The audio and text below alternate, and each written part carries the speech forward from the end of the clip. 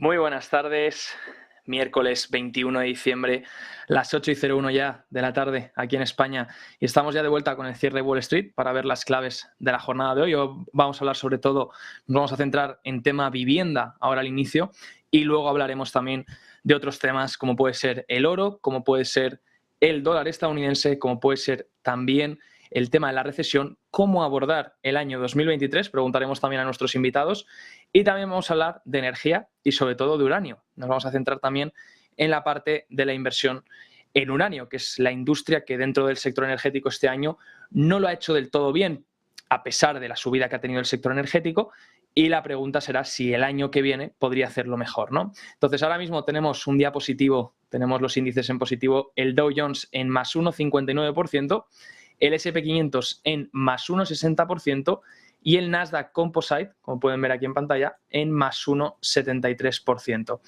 Hemos tenido durante la jornada ya alta subida y desde entonces ha consolidado. Desde hace ya horas consolidando por esta zona, por estos rangos en los que veíamos un nivel importante que ahora vamos a comentar. Vemos la distribución de nuevo. Hoy hay muy buena amplitud y ayer hubo muy buena amplitud también. Ayer había una buena amplitud porque me fijé justo al cierre, estuve revisando los números y aunque tuviésemos los índices ligeramente en positivo, en territorios ligeramente en positivo, la mayoría de acciones de estadounidenses estaban en positivo, habían tenido una subida en positivo. Por tanto, posiblemente ayer lo que ocurrió es que las megacaps eran las que estaban cayendo, mientras que el resto de empresas casi todas avanzaban en conjunto y los índices por eso se mantuvieron en territorio positivo, pero no mucho. Hoy estamos viendo pues una amplitud bastante favorable, tenemos 1.664 empresas que declinan, mientras que tenemos 5.000 que avanzan, lo cual es un breadth, una amplitud, como lo queramos llamar, muy positiva. Así que veremos si esto da continuidad mañana, porque estábamos en un nivel importante que de hecho comentábamos, lo tengo por aquí, comentábamos el viernes pasado en el cierre, decíamos, ahora que se ha perdido esta caja que se había formado entre los 4.000 puntos con dos intentos de rotura, la primera ese día del CPI que no se consiguió romper en los 4.100, zona de resistencia importante, y luego el día de la FED, el día que esperábamos una reunión de la FED más dovish, menos restrictiva y que tampoco se logró superar. Bueno, desde entonces se perdió, se rechazó muy fuerte, se perdió esta caja que había de consolidación entre los 4.000 puntos más o menos y los 3.950 aproximadamente, y al perder ese soporte, decíamos el viernes pasado que el siguiente soporte era el cierre de este gap, el cierre del gap del 10 de noviembre, y mostrábamos una imagen que traía Charlie Vilello, donde mostraba que ese gap todavía no se había cerrado en el S&P 500. Bueno, pues parece ser que ya se ha cerrado durante estos días y ahora pues encontramos soporte a corto plazo en los 3.800 puntos. También recuerden que hoy la volatilidad teníamos vencimiento de opciones del VIX. Entonces, bueno, también hemos tenido movimientos en el VIX. Ahora mismo el VIX se sitúa ligeramente ha bajado hasta casi los 20 puntos, ligeramente un poco por encima, así que eso ha permitido también a los índices rebotar. Fíjense, ahora mismo pues un rebote a corto plazo, veremos hasta dónde dura, pero aquí los alcistas en el 3.800 pues han buscado participar, ¿no? Han buscado parar y frenar un poco esa caída tan drástica que veníamos viendo durante estos días. Fíjense, 1, 2, 3, 4, 4 velas seguidas en negativo, ¿no? Encima ha sido muy rápido, desde los 4.100 hasta los 3.800 desde la última reunión de la Reserva Federal.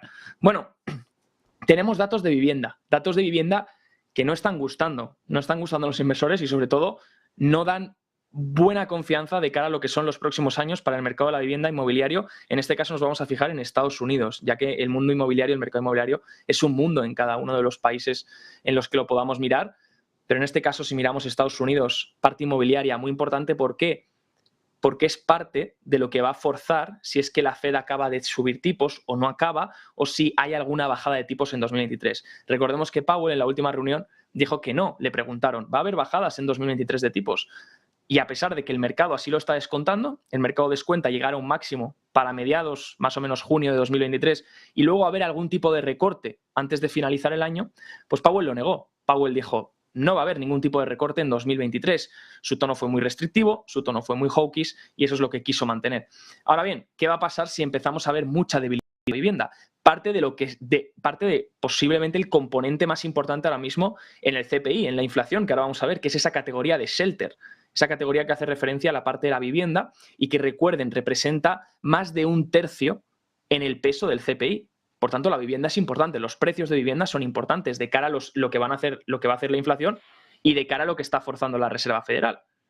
Y si esto se pone muy feo, pues obviamente es una señal más para que la Reserva Federal vea que las condiciones que están forzando pues no son muy apetecibles para el largo plazo, porque la inflación muy alta no está bien, pero la deflación muy alta tampoco. Entonces, esto va a ser como un barómetro para medir hasta cuándo va a permitir la Reserva Federal que esto siga pasando, que esto siga colapsando. Y es que los datos no son buenos, fíjense, teníamos primero, vamos a recopilar porque hemos tenido toda esta semana datos, hemos tenido primero la encuesta de constructores, la encuesta que hace la NAHB, que hace referencia a la National Association Home Builders, que colapsaba hasta un nivel no visto desde junio de 2012. Vamos a dar muchos datos que se remontan a años, hablamos de casi una década.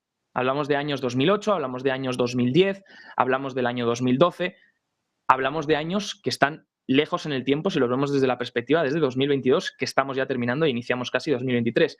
Entonces, fíjense lo que es la encuesta de constructores a un nivel mínimo no visto desde junio de 2012, cuando está por debajo de 50 esta encuesta, al igual que los PMIs, cómo funcionan los PMIs manufactureros o de servicios cuando los vemos, cuando esta encuesta está por debajo de 50, esto significa que más constructores, los constructores en general, la mayoría, tiene una visión peor que de lo que va a pasar, tiene una visión pesimista de lo que es el futuro, del mercado inmobiliario.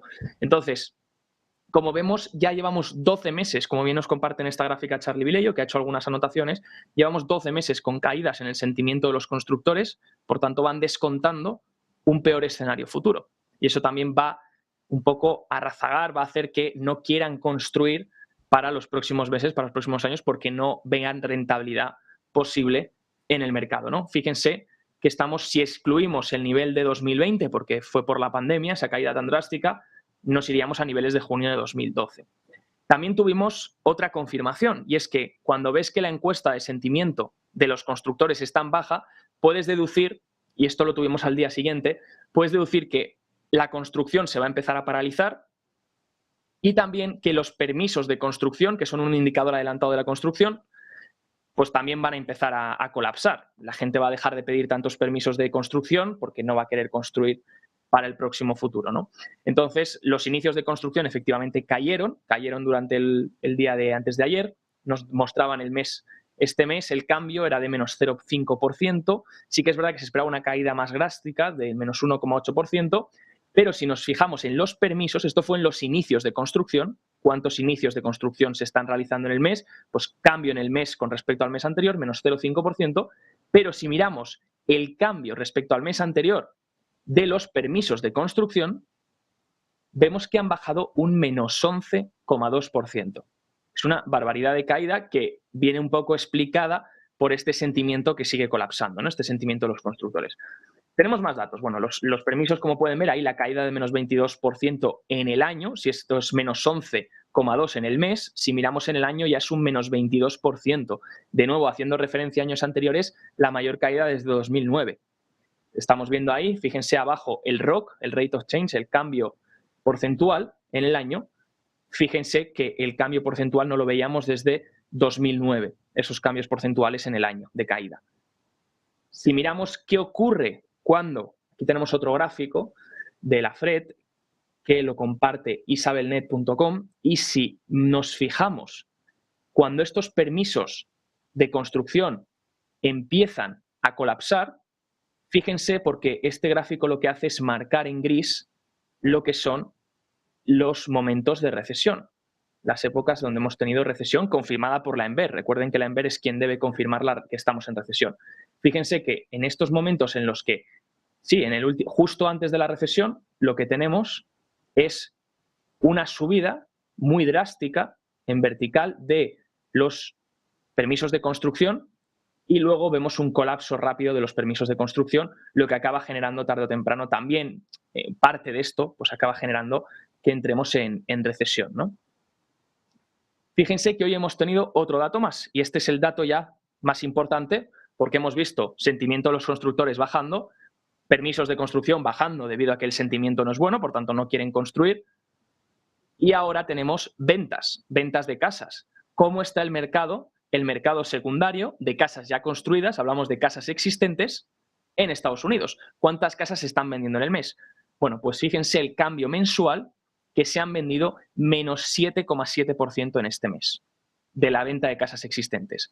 Cae un menos 7,7% este mes. Llevamos 10 meses de caídas consecutivas en las ventas de casas existentes. Fíjense aquí, las líneas verdes y rojas lo que nos muestran es el cambio mensual y vemos 10 líneas ya, 10 meses ya, los últimos 10 meses, de cambio porcentual negativo mes a mes. Las ventas de casas existentes cada vez se reducen más mes a mes.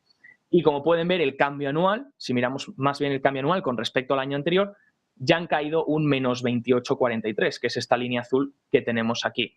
Fíjense el nivel en el que nos situamos. Fíjense el nivel al que habría que hacer referencia, que sería el de 2008, desde la crisis de 2008, 2007, 2008. Ahí estamos en un cambio anual en la venta de casas existentes que no veíamos desde el año 2008, menos 28,43% de ventas con respecto al año anterior, que se dice pronto. Entonces, vemos que si lo ponemos en números, esto es el porcentaje de cambio anual, pero pongámoslo en números, porque a lo mejor podríamos decir que ha habido muchas ventas el año pasado y entonces es normal que el porcentaje reduzca más. Bueno, pues pongámoslo en cantidad. Cantidad de casas vendidas durante este mes, venta de casas existentes en Estados Unidos, ha sido de 4,09 millones de casas. Fíjense que si ponemos ese gráfico y lo miramos históricamente, nos remontamos también a niveles de 2010 o incluso justo el nivel mínimo que veíamos en pandemia. Por tanto, se están vendiendo menos casas o casi las mismas casas en este mes que lo que se vendían en el peor momento de la pandemia, que el mercado estaba completamente paralizado. Así que podemos hacernos una idea. ¿Y cómo va a afectar esto a los precios? Bueno, pues aquí tenemos diferentes indicadores, ¿no? Aquí hemos visto esas ventas de las casas existentes que caen. Este es el gráfico de las casas existentes. Vemos que los inventarios, aquí abajo a la izquierda, estamos viendo que los inventarios obviamente están incrementando, porque si no se vende tanto y las ventas colapsan, los inventarios suben. Y vemos que los precios, a pesar de que no están cayendo al mismo ritmo que la venta de casas existentes, al mismo ritmo que el volumen de transacción que está habiendo en ventas, vemos que el precio aún así sí que está cayendo. Fíjense, si nos fijamos en la línea negra, aquí lo que tenemos es el cambio de precio anual. Sigue en territorio positivo, el cambio anual con respecto al año pasado sigue en el 3,5% de incremento, pero fíjense que estaba por encima del 20% y ya ha corregido, ¿de acuerdo? Y sigue corrigiendo, la tendencia se está yendo a la baja y eso significa que obviamente a medida que el volumen colapsa, que es lo primero que colapsa, primero volumen, luego precio, a medida que las transacciones se vayan haciendo cada vez menores, se vayan vendiendo cada vez menos casas, va a ser un mercado mucho más ilíquido, más difícil de vender. Para vender la casa, los inventarios van a subir, vas a tener que competir con más casas y para vender la casa vas a tener que bajar precios.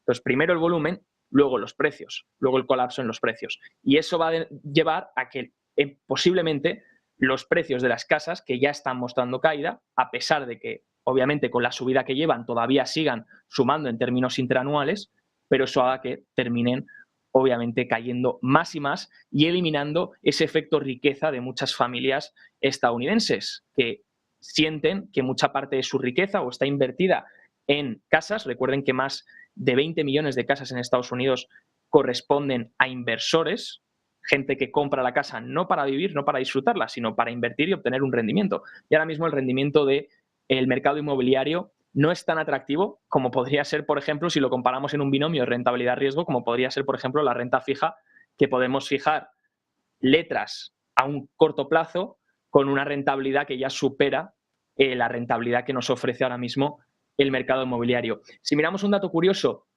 ¿cómo ha sido el cambio de ventas de casas existentes en función de cuánto vale la casa? En función de si la casa es más grande, más pequeña, si es más de lujo, si no lo es. Bueno, fíjense que el cambio mayor, la mayor caída de ventas en casas ha sido en casas que valen más de $1 millón. Fíjense que ahí tenemos un menos 41,2% de caída. Si miramos por zonas, y esto es el precio que nos comparte Redfin, ya estamos viendo caídas de doble dígito en todas estas zonas: Las Vegas, Phoenix, Sacramento, Boise City, San Francisco, Seattle, Anaheim, Oakland, San José y Austin, Texas, ¿de acuerdo? Que es la mayor caída ahora mismo con un menos 18% al último precio de Redfin. Si miramos hoy también hemos tenido las hipotecas, porque hemos visto que, bueno, el tipo hipotecario, que ha sido una de las razones por las cuales estamos viendo todo este colapso en los datos de vivienda, es la razón principal, subida de tipos, fuerza a un tipo hipotecario mayor. Uno, además de que las personas ya se sienten con menor poder adquisitivo, con menor recursos para poder adquirir una casa debido a que los costes generales de todo lo demás ha aumentado, también los costes de financiación han aumentado. Por tanto, hay mucha gente que quería comprar una casa y que ya no va a comprarla. Se retira mucha demanda del mercado porque toda esa gente que a lo mejor antes podía permitirse una hipoteca a un 2% de interés, al 7% ya no se puede permitir el coste de dicha hipoteca. Entonces, esa subida de los tipos hipotecarios es lo que rápidamente ha forzado, y no tan rápido porque al final es un mercado que tarda, pero que obviamente está poniendo peso en el mercado inmobiliario, y es lo que está haciendo que desacelere, es lo que está haciendo que caiga. Y por eso estamos viendo todos estos indicadores que lo están mostrando. A pesar de ello, si miramos la última publicación del Freddie Mac Survey, de la hipoteca a 30 años media baja otra vez al 6,17%. Recordemos que buscaba un máximo hace unos meses del 7%, ahora bajando otra vez al 6,17%. Y alguien se preguntará, ¿y por qué no ha dado alivio a ciertos indicadores? ¿Por qué no ha dado alivio ya al mercado inmobiliario? ¿Por qué no estamos viendo ciertos indicadores mejorar? Bueno, pues porque sigue siendo un 6,17%. Sigue siendo una barbaridad de intereses si lo vemos sobre todo desde un punto de vista relativo con lo que teníamos en 2021. Fíjense, o lo que teníamos en 2020. ¿De acuerdo? Fíjense las zonas y fíjense lo que seguimos teniendo ahora, a pesar de que ahora los intereses hipotecarios hayan bajado del 7% al 6,17%, sigue siendo unos tipos hipotecarios muy altos. La pregunta que es la pregunta del millón es ¿cuál va a ser el impacto de todo esto en la inflación? Y es que posiblemente, y obviamente esto ya lo dijo la Fed, el tema de la vivienda desacelere de cara a los próximos meses. Los precios de vivienda desaceleren, los precios de shelter, el componente más importante dentro del CPI, el que más peso tiene. Fíjense que a shelter hasta ahora, que es la parte negra que podemos ver aquí, no se ve muy bien, pero bueno, son las columnas negras que vemos aquí, ha seguido acelerando hasta hacer un máximo de un 7% en el último, lo tenemos aquí mejor, de un 7,1% en el último mes de noviembre. Fíjense cómo ha acelerado. En más o menos junio estaba en el 5,6, luego pasó al 5,7, al 6,2, al 6,6, 6,9 y 7,1 en términos interanuales ha acelerado ya el shelter, la parte de rentas en Estados Unidos. Entonces, ¿qué podemos esperar? Bueno, sí que es verdad que esperaremos que, ya que hemos visto los datos de vivienda colapsar, tarde o temprano shelter, los precios deberán caer también. Pero fijaros que va con mucho retraso. Aquí los estamos poniendo con 15 meses de diferencia. Y lo que estamos viendo es que si lo comparamos, lo movemos 15 meses de diferencia y lo comparamos con un índice como el Case-Shiller, National Year Over Year, la medida de precios del Case-Shiller que nos da en términos interanuales de los precios de las casas, pues vemos que todavía a lo mejor podría faltar algún susto, podría todavía quedar una aceleración más del shelter, una aceleración que contribuya un poco en el CPI para luego empezar a bajar, para luego esa categoría empezar a reducir fuertemente, que de hecho ya la Fed lo comentó y dijo, sabemos que la categoría de inmobiliario, sabemos que la categoría de rentas va a disminuir y que va con retraso. Y eso ya lo estamos teniendo en cuenta en nuestros escenarios. Aún así, la Fed sigue siendo restrictiva, la Fed sigue con su tono hawkish y seguirán hasta que algo se rompa. Y veremos si lo que se rompe es más grave que lo que está pasando en el mercado inmobiliario, que bastante grave es. Recuerden, nos quedamos con estas imágenes. Un menos 27%, menos 28,43% de caída anual en la venta de casas existentes en los Estados Unidos. Niveles que no veíamos desde 2008 y 10 meses de caídas consecutivas. Por tanto, son los datos y es un mercado que al final acabará afectando a, como hemos dicho, a la riqueza de las personas. A eso es cómo se sienten los ciudadanos en base a su riqueza y a su poder adquisitivo, porque muchos de ellos tienen casas y muchos de ellos verán esos precios plasmarse en sus bolsillos, ¿no? Dicho esto, tenemos ya con nosotros para preguntar y para ver todo esto en más contexto, preguntar a nuestros invitados, a gente profesional que se dedica a esto y saber cuáles sus opiniones, qué nos depara 2023 y también qué opinan de los diferentes sectores y los diferentes activos. Damos ya la bienvenida a Rodrigo Oria Pérez Espinosa, director de inversiones en CBT Espinosa.